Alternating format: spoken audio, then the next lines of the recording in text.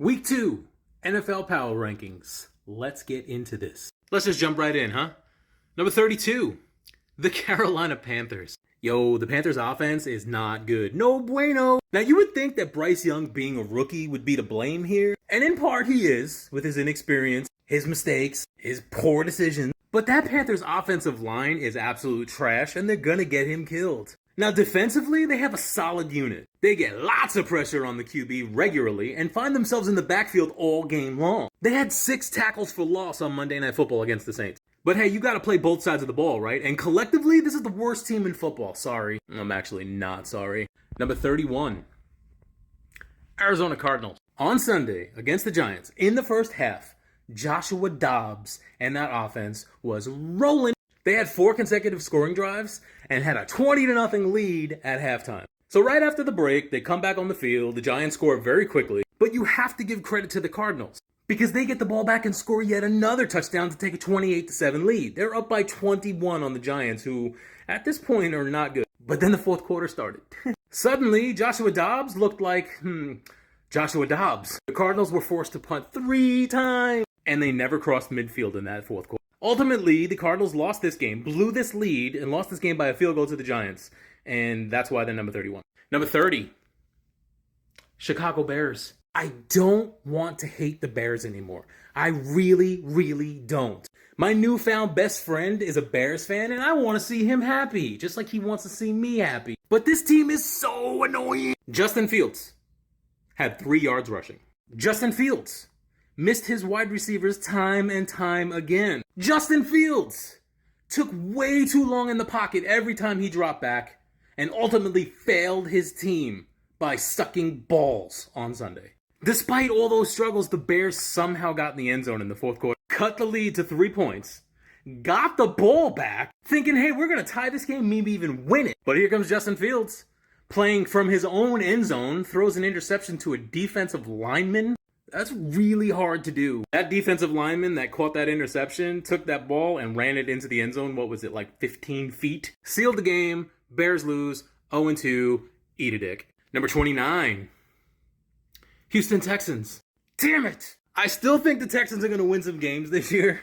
But this game against the Colts was a winnable game. They should have won this game, according to my beliefs that they're better than people think. Now, the Texans' best lineman, Laramie Tunsil, he did not play this game, and oh my god, did it show. The Texans allowed 6 sacks. That's 1 more than 5.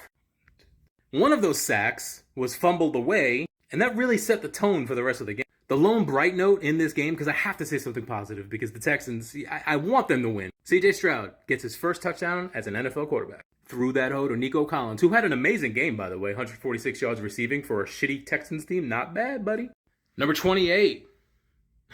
Denver Broncos. Once again, Russell Wilson had an amazing first half. Once again, Russell Wilson had an awful second half. Starting to be a trend, buddy. So because the deep ball was working in the first half, it appeared that the Broncos were trying to force that same deep ball all throughout the second half when they really didn't need to. Dude, they were up by 18 points, and instead of running the clock down, running the ball, being safe with it, no, Russell Wilson was out here throwing bombs because it worked in the first half. And honestly, once the Commanders' defensive front started putting pressure on Russell Wilson, the game went to shit. Now at the end, the game got kind of interesting, right? Because the Broncos were down by 8 and they had the ball. Russell Wilson threw up another deep pass because he loves doing that. But this Hail Mary was actually tipped about 17 times and caught by a Denver Bronco receiver in the end zone. They're now down by 2 points and they go for a 2-point conversion and they fail. Probably because it was not a deep pass. Number 27, Minnesota Vikings. Turnovers are absolutely killing this team. In their week 1 matchup, the Vikings lost 2 fumbles. And on Thursday Night Football against the Eagles, they lost 4 more. I mean, it's really not that hard. Just, oops. So at the end of the first half, the Vikings are moving the ball, looking to take the lead at halftime. But no, Kirk Cousins throws an interception. The Eagles take it the length of the field and kick a 61-yard field goal. And then another turnover was when Justin Jefferson caught a pass and was running towards the end zone and just dropped the ball and kind of threw it into the end zone for a touchback. Bro, that's like 12, 14 if you kick the extra points. 14 points taken off the board by turnovers. The Vikings are literally their own worst enemy right now and find themselves at 0-2. Very, very different than last year. Number 26, Tennessee Titans. Yes, the Titans won in overtime. I get that. Yes, if you look in the box score, Ryan Tannehill looks like he had a decent game, 20 of 24. I get that, I do. But if you watch this game, you saw that only 2 of those 20 completions were actually big plays. And you know what? Those plays were made by the receivers, not by his arm. The other 18 completions were short, safe passes, as if he's a little bitch and he's scared to QB. It's probably pretty accurate. Listen, if they decided to start throwing the ball downfield, do you know how much that would help the run game with Derrick Henry? How do I know this, but the coaching staff of the Titans doesn't? But you know what, man? The Titans won. They won in overtime, they beat the Chargers, and you know what? I really should just shut up. But I don't want to because I hate the fucking Titans. Number 25. Pittsburgh Steelers. So the Steelers got a win on Monday night by way of 2 turnovers that were ran in for touchdowns. Their defense won this game. They had a pick six and a fumble, scoop and score. And I'll tell you what, it's a very good thing that the defense played this well because their offense just... I'm sorry, that was out of line. But it was a little funny. Kenny Pickett struggled for the 2nd week in a row. They've only played 2 games. 2 weeks, 2 games, struggled both games. And is it just me? Am I crazy? Or does it seem like Jaylen Warren is like a better running back than Najee Harris? They got the win, but Pittsburgh's offense really needs something. Quickly. Number 24. Las Vegas Raiders. Man, I tell you, man, the Raiders started this game off hot. On their opening drive in Buffalo, they went 75 yards in 5 fucking plays, looking like they can move the ball on anyone on the fucking planet. Devontae Adams catches a touchdown, and here I am thinking, as a Bills fan, what the shit is going on? But that was pretty much the end of the offense for the day. Josh Jacobs had negative 2 yards. Hold on.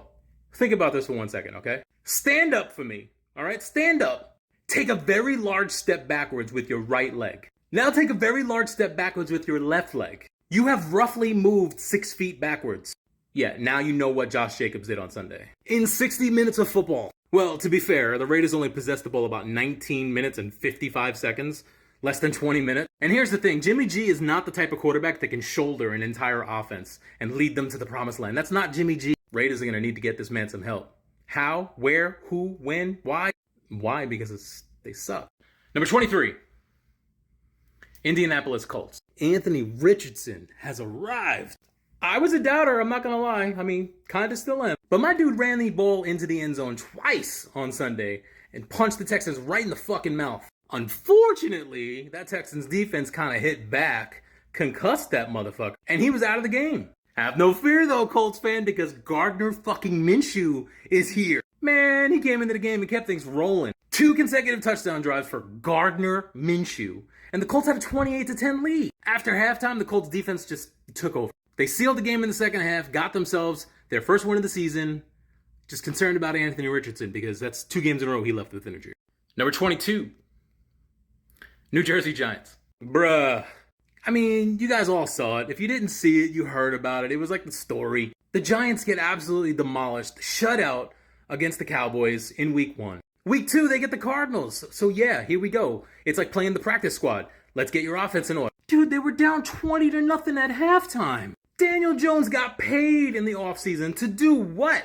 6 quarters of absolute dog shit? To their credit, they came out of halftime, scored a touchdown very quickly, and after being down 28-7 after the Cardinals scored again, suddenly everybody woke up. Suddenly Daniel Jones knew how to throw a ball, Saquon Barkley knew how to run a ball, and the fucking defense learned how to tackle. Giants stormed all the way back to tie the game, kicked a field goal to win the game. And their reward? Oh, I don't know, just a date at Levi's Stadium in San Francisco on Thursday Night Football in a couple of days.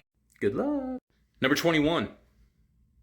New England Patriots. That's 2 weeks in a row that the Patriots look like a team not coached by a guy named Bill Belichick. Mistakes are killing this team. They're happening early, they're happening often, and they're putting themselves in a hole that they cannot get out of 2 weeks in a row. The Pats were moving the ball early in the game until they fumbled the fucking ball away. And guess what the Dolphins did? They scored a fucking touchdown, of course. In the third quarter, after blocking a field goal attempt and getting the ball back, in really good field position, Mac Jones threw a fucking interception. That's 2 drives killed by turnover. Even after all that, the Patriots had the ball in the fourth quarter with a chance to tie the game down 24-7. In Miami's territory, shit was looking good. This was going to happen, and we're going to tie the game. We're going overtime. Screeching halt.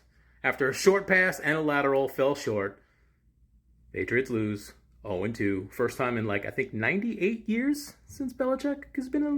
Number 20. Los Angeles Rams. All right, Sunday, the Rams hosted the juggernaut 49ers. And in the first half of this game, they looked like the better team. Fight me. They only had 3 drives in the first half, but guess what? They scored on all 3. They were up 17-10. Now, right before halftime, the Niners scored a touchdown. But going into that locker room tied with the 49ers had to make Sean McVay's dick hard. You know that dude was missing for a couple minutes in the locker room. Nobody could find him. He's in his office in the bathroom doing something. But in the second half, Matthew Stafford threw 2 interceptions. Man, they had a chance. They had a chance at the upset victory, and they let that shit slip away. Now, the craziest part of this game was very late in the fourth quarter. They were down 30-20. And with 1 second left, the Rams decided to kick a field goal, a meaningless field goal, to make it 30-23. Now, why is that crazy? Because the spread was 7.5. And if you bet the 49ers minus 7.5, you lost by a half a fucking point because they kicked a meaningless field goal. That shit is fishy. Number 19. Los Angeles Chargers. Man, I'm here to tell you that the Chargers should have won this game over the Titans. But the Chargers, they just continue to charger. In the red zone, down 3 points late in the fourth quarter. You would think that a touchdown would be an end result with a team that has Justin Herbert, Keenan Allen, Mike Williams, all these offensive... Nope. Short little dink and dunk passes brought up third down, and Justin Herbert got absolutely demolished on a blitz by like 17 Titan defenders. So a game-time field goal sent this game to overtime, where the Chargers got the ball first and went 3 and out because they're the Chargers. They had to punt the ball away and ultimately gave up the game-winning drive to the Titans, where they walked right into the Chargers' territory and kicked the field goal to win the fucking game. I'm sick of the Chargers. I'm sick of the hype surrounding the Chargers. 0-2. Go away. Number 18. Cincinnati Bengals. That awful performance that the Bengals had week 1 against the Browns looked like it was spilling over into week 2 at home. At halftime, Joe Burrow had less passing yards than he did at halftime in week 1. Through his first 6 quarters of the season, Joe Burrow had 117 passing yards. Now, the Bengals offense did look a lot better in the second half against the Ravens, but they just ran out of time to complete that comeback. But they were looking better. With this loss, the Bengals fall to 0-2. Who would have thunk it? They are 2 games behind the Ravens in their division after the Ravens beat them, so it's like 2.5 games. Here's a fun fact. Jamar Chase had only 1 game last year where he had less than 40 yards receiving. He has 2 games. They've only played 2 games. He has 2 games this season with 40 yards or less. Number 17. Green Bay Packers. So on Sunday, in Atlanta, the Packers were missing their top running back in Aaron Jones, their top wide receiver in Christian Watson, and their top lineman in David Bakhtiari. Oddly enough, they built themselves a 24-12 lead. Jordan Love was playing quite well, again. But the lack of playmakers, offensively, didn't allow them to stay on the field when it mattered most. And they ended up blowing the lead to the Falcons. Number 16. New Jersey Jets. Zach Wilson hit Garrett Wilson for a 78-yard touchdown strike. And that's pretty much all the positive things. Fucking kids, right? Yeah, so that was pretty much all the offense that we can actually talk about here. So after Aaron Rodgers goes down and Zach Wilson has to come in, you got to think that the Jets are going to focus on their run game. Breece Hall, Dalvin Cook. I mean, shit, even Michael Carter is pretty bad at it. Yeah, in Arlington against the Cowboys, they had 10 carries combined between the 3 of them, and they totaled 24 yards. Look, I know that the Jets beat the Bills in dramatic fashion week 1, but there's a lot of work that needs to be done for this team if they're going to stick with Zach Wilson. I mean, I keep seeing posts about Colin Kaepernick being ready. Number 15.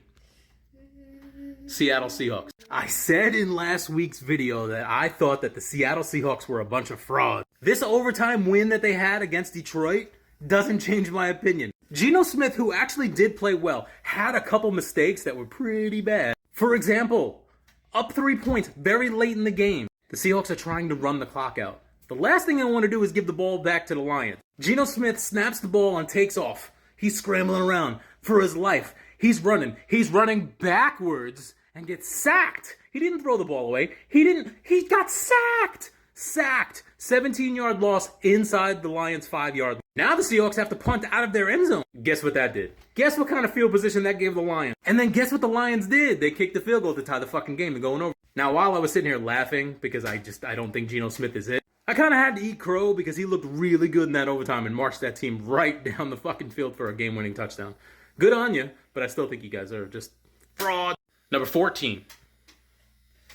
Cleveland Browns. All right, Deshaun Watson, he has plays here and there that make him look like Houston Deshaun Watson. That was before the relaxation therapists. But for every one of those plays that make him look good, he has like 3 shitty plays. Sometimes he looks like Sam Darnold or Zach Wilson or whatever Jets quarterback you want to compare him to. Head coach Kevin Stefanski had some seriously questionable play calls, and he doesn't seem to be on the same page as Deshaun Watson. That seems to be a little troublesome. But all that aside, the biggest problem that the Browns have, they lost Nick Chubb for the year. Did you see that? That was nasty. Man, this could mean trouble for the Browns.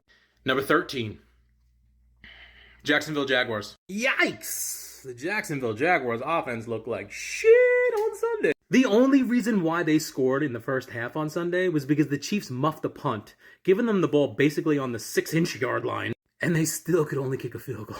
In the second half, they moved the ball a bit better, but they couldn't get in the end zone at all. Look, they played the Chiefs. It's not like they played the Niners defense. Defensively, they kept Patrick Mahomes pretty much contained for the most part. But their offense was just, it was on holiday. I'm telling you, I'm going to keep on saying it. They are overrated. Number 12, Tampa Bay Buccaneers. Like I said last week, it's Baker time, bitch. Baker led an offense that included a great day from Rachaad White and an even better day from Mike Evans. Baker had so much time to throw the ball. That's a combination of the offensive line playing well and the Bears' defensive front just sucking balls. Baker just kept getting chunk play after chunk play. And defensively, the Bucs, they sacked Justin Fields 6 times and held the motherfucker to 3 yards rushing. That's Justin Fields who loves to run the ball. Now, late in the game, the Bears did make the game interesting. But Shaquille Barrett on the defensive line intercepts a Justin Fields pass and runs it the couple yards in for a touchdown to seal the game.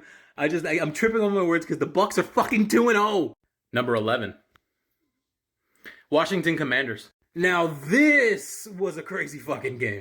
In Denver on Sunday, Sam Howell and that offense, man, they struggled. They struggled in the first half. It did not look pretty. But in the second half, Sam Howell was like, okay, climb on my back. Here we go. Let's go for a run. He was firing darts to 10 different receivers. When the pocket collapsed on him, his motherfucker took off running. He was doing it all. He was like Bugs Bunny in that cartoon. He's over here, he's over here, he's over here. The only thing he did not do was return punts and play defense. But he didn't need to play defense because that Commanders defense they're legit. Chase Young came back. The defensive unit had 7 sacks on Russell Wilson. Bro, the Commanders are 2-0, tied with the Cowboys for the NFC East lead. Think about that. Number 10, Detroit Lions. How do you follow up a massive statement win on the opening kickoff game in Arrowhead against the Super Bowl champs? You get a win. How do you follow that up? A home opener against the Seattle Seahawks in week 2, of course. Unfortunately, the Lions' offensive line was pretty banged up, and Jared Goff had defensive players in his face all game long. Defensively, the Lions were really sloppy. They missed a lot of tackles. But ultimately, it came down to the very end, where the Lions' defense took advantage of a dumbass Geno Smith mistake, where they sacked him for 17-yard loss on the 5-yard line. They got the ball back in excellent field position because the Seahawks had to punt it out of their end. They kick a field goal, send the game to overtime. But in overtime, they could not stop the Seahawks offense that marched right down the field. Lions get an L. Very lackluster in comparison to last week. Number 9, Atlanta Falcons. All right, fourth quarter. The Falcons are down 12 points to the Packers. With such a young team, there's absolutely no way that the Falcons can come back and get a victory here, right? Well, insert Desmond Ridder. He led this offense, not with his arm. Gosh, no, not with his arm. With his legs. He knew when to take off when he was being pressured. Bijan Robinson continues to turn heads with his fucking massive game, 172 yards. If you saw highlights or watched this game, the way he was cutting in and out of defenders was like a cartoon. But it was him milking the clock in the fourth quarter on that final drive, just running the clock out. That's why they were able to kick the field goal to win the game. That's a nice fucking win for the Falcons. Number 8, New Orleans Saints. Derek Carr. I'm telling you. Look, every year I have 2 or 3 teams that I follow, that I subliminally root for, unless they're playing the Bills. And those teams change every year. I have no rhyme or reason how it happens, why it happens. They're just there. And this season, it's the Texans, it's the Falcons, and it's the fucking Saints. I love me some Derek Carr, baby. And he's looking good in New Orleans. And for the record, it's New Orleans. It's not New Orleans. It's not New Orleans. It's New Orleans. Boy, Chris Olave is looking pretty good, huh? Did you see that catch that he made on Monday night? Did you notice the huge momentum swing after that catch? Because before that, they were like in a rut. The Saints are looking tough. And the scary part is, Alvin Kamara's on his way back, boy. Number 7, Kansas City Chiefs. The Chiefs get Travis Kelce back in their offense. Woohoo! Their offense still does not look right. They had 3 giveaways in the first half on Sunday against Jacksonville. Fortunately for them, Jacksonville's offense was just like a big fat turd. The concerning thing is the Chiefs had 12 penalties in this game. 5 of them were on Jawan Taylor. I believe that's the guy that kept on false starting, aka tipping the Lions off on the kickoff game. Lots of mistakes, lots of ugliness. But the Chiefs still get a win. It's amazing how that works. Number 6, Buffalo Bills. Against a bad Raiders defense, the Buffalo Bills decided, you ready? To run the ball. You heard me right. They were running the fucking ball. They ran the ball for 183 yards. I think it took them like 7 games to get that high last year. James Cook, he was the workhorse, had 123 yards rush. Latavius Murray and Damian Harris both chipped in, and you know what? All 3 of them each got a touchdown. You sprinkle in 2 touchdown passes by that motherfucker Josh Allen? That's a bad man. And the Bills put up 38 points in their home opener. Defensively, after getting torched by Breece Hall week 1, they held Josh Jacobs to -2 yards. The Bills played a dominant game on both sides of the ball, silencing the critics for now. I'm sure there's still plenty of them out there. They're done for. They're overrated. They're not going to make the playoffs. That's cool. We like being under the radar. Number 5, Philadelphia Eagles. So DeAndre Swift had 2 touches in week 1. 2 touches for your running back. DeAndre Swift had 175 rushing yards this week. That sounds like a nice improvement and a fairly decent game plan change. But we can't dismiss the fact that Eagles fans were booing their reigning NFC championship team. Booing them. Jalen Hurts had a blase week 1 performance. And in week 2, he was just a touch better. Still not MVP candidate good though. He missed a couple targets that would have put points on the board. It doesn't seem like Hurts is like looking downfield, and that's kind of a bummer because A.J. Brown's on your squad, bro. The Eagles are going to be fine, I'm sure of it. But this slow offensive start is something that we should watch. Number 4, Baltimore Ravens. So the offensive scheme is new this year, and it was very evident in week 1. Lamar Jackson, he looked out of sorts. He looked rusty. Week 2, my dude looked a lot more comfortable. Now, don't get me wrong with what I'm about to say. Lamar Jackson did use his legs. We are accustomed to that by now. But man, on Sunday, he was throwing dimes, bro. He was throwing some really pretty passes. That Baltimore offense was clicking. They went in there and spoiled the Cincinnati Bengals home opener. Now, I don't know. Maybe in Baltimore there was, but in my view, there wasn't a lot of hype surrounding the Ravens this offseason. It was the Chiefs. It was the Bengals. It was the Bills. Nothing about the Ravens. I'm starting to put the Ravens in that conversation for sure. Number 3. Miami Dolphins. So in week 1, the Dolphins won that game by throwing the ball a shit ton of yards. The running game was non-existent, like Buffalo Bills non-existent. Now this week on Sunday night against New England, Mike McDaniel said, you know what, fuck it. Let's win this game by running the shit out of the ball. Next week, I'm predicting that they win that game. You know what, next week, I'm predicting that they win the game from special teams. Special teams alone. The Dolphins defense, missing one of their key players, Jordan Phillips, who's really fucking good, and I hate to admit that. They sacked Mac Jones 4 times and they had 2 takeaways. They sacked Mac Jones 4 times and had 2 takeaways. Now, they didn't exactly look dominant against the Patriots, especially in the 4th quarter when the Patriots scored and then looked primed to score again to tie the game. But lucky for the fish, the drive stalled. They pick up their win, 2-0. Number 2, San Francisco 49ers. So, this game wasn't supposed to be this close, was it? I understand it's a divisional game and the Rams are playing far better than anybody would have thought they would be playing. But the Niners are supposed to dominate every team, every game, right? Isn't that what we all think? The Niners were down 17-10 right before halftime, right before the end of the second quarter. But that was roughly around the time that head coach Kyle Shanahan unzipped his fly, flopped his big boy nuts out, ran a play with 1 second left. Instead of kicking a field goal to get some points on the board, this dude went for the touchdown and got it. Brock Purdy ran it in. That's a hefty set my man's got. I'll tell you, that had to be a nice boost heading into friggin' halftime. Second half, they came out, they pulled away, they played like the Niners, they got the win. But there's a lot of whispers out there about Purdy with his struggles of throwing that deep ball. Might be something to watch. Number 1, Dallas Cowboys.